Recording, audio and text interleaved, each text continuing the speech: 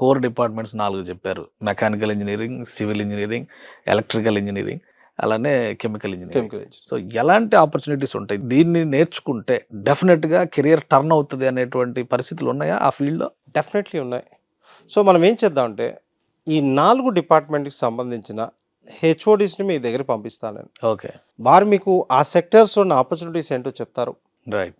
ఈ విషయాన్ని మన తెలుగు ప్రేక్షకులకి అర్థమయ్యే విధంగా చెప్పండి. రైట్. అంటే నేను కూడా అడగడానికి రీజన్ ఏంటంటే, మార్వాడి యూనివర్సిటీ అనగానే తెలుగు రాష్ట్రాల్లో ఈ పేరు ఎక్కువ వినిపిస్తుంది.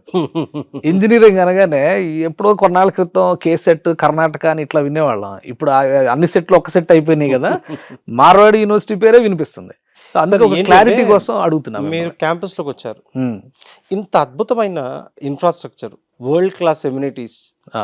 ఈ కైండ్ ఆఫ్ థింగ్స్ ఉండి ఫీ స్ట్రక్చర్ వచ్చేప్పటికి ఇంజినీరింగ్ ఒక 10 లక్షలు అయిపోతుంది sir. Okay. Food and accommodation అంతా కలుపుకొని. ఈ కైండ్ ఆఫ్ ఫెసిలిటీస్ ఉన్న ఇన్స్టిట్యూషన్ హ్మ్. మనం చూసుకుంటే 40-50 లక్షలు అవుతుంది సార్. అవును. బయట మన సౌత్లో చూసుకుంటే మన రాష్ట్రంలోనే టాప్ ఇన్స్టిట్యూషన్ అనిపోయి వాళ్ళ వెనక నుంచి ఉంటే జేబులు ఖాళీ అయిపోతాయి సార్. అవును. ఇదేంటి అంటే ఒక మంచి ఉద్దేశంతో ఎస్టాబ్లిష్ చేసిన యూనివర్సిటీ. హ్మ్. సో ఆ సదుద్దేశంతో వచ్చింది కనుకనే సర్వీస్ మోటోతో వర్క్ చేస్తుంది. ఓకే. చూసారా అసలు ఎన్ని కంట్రీస్ పిల్లలు చదువుతున్నారు ఇక్కడ. అవును. మీరు వెళ్తే ఇండియాలో ఉన్న ప్రతి లాంగ్వేజ్ మా క్యాంపస్లో వినపడుతుంది. Multi languages.